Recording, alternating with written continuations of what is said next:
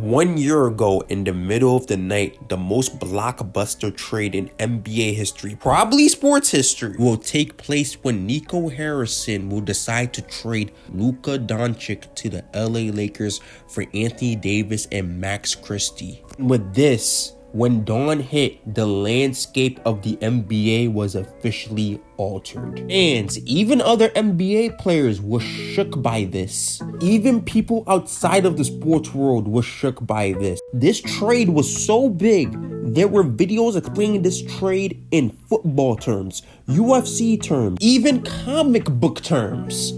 But no matter how hard this trade hit everyone, no one would be hit as hard as Dallas Mavericks fans. Because they couldn't fathom what could possess a man to trade their transcendent 25-year-old superstar for an injury-prone player who was on the back half of his prime. So 1 year later, how well or poorly has this trade aged?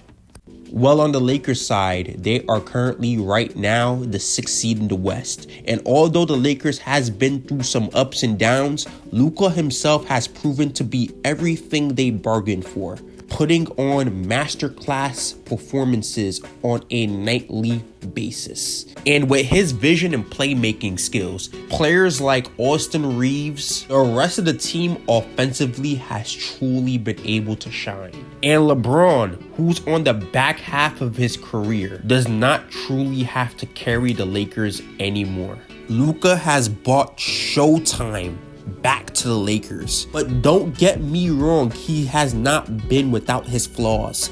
For all his offensive strengths, he has been a huge defensive liability. And with a team with Austin Reeves and a 41-year-old LeBron who defensively has been severely lacking, this has been a huge issue for the Lakers.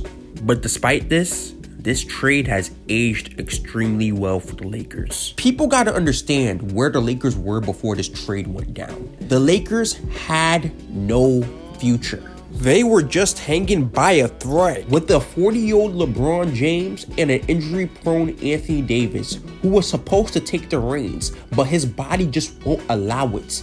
And about Luka's glaring weakness, this no defense liability Luka the Lakers have is the exact same Luka that was on the Mavericks. The only difference is the team he's on. It's because he's on the Lakers. Every mistake, every flaw is now magnified. That's what it means to play on the Lakers. That's just not going to be the case with the Dallas Mavericks. The truth is that this trade right here saved the Los Angeles Lakers. Now, that's the Lakers side.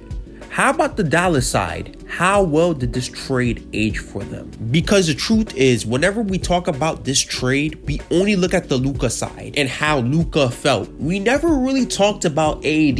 No one really talked about how AD felt about this trade, to be honest. Like Luka, AD was ripped away from a team he thought was his home. A team he won a championship for. And then to hear the doubts about him being on the Mavs, it must have motivated him. Because in the first game, he goes on to put on a show declaring that he's here. That would be short-lived because in the few short moments, he will get injured. And from there, it would be a cycle of him coming back from it just to get injured again. Injuries upon injuries. Day-to-day Dave, street clothes.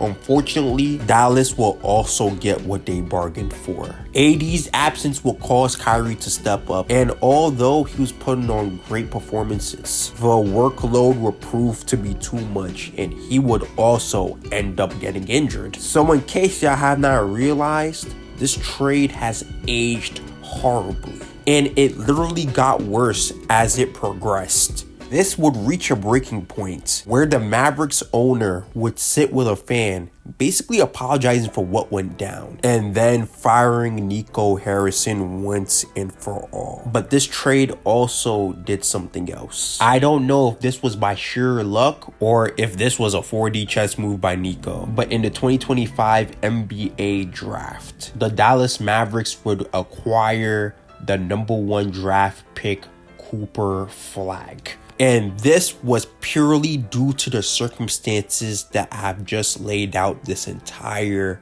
video.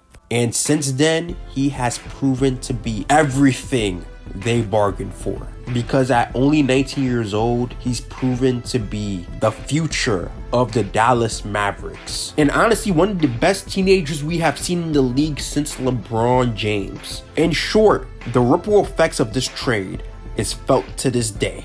And with the futures of the Los Angeles Lakers and the Dallas Mavericks drastically altered, no matter what waves of emotions we may feel from watching the NBA, that day served as a reminder that at the end of the day, it's still just a business.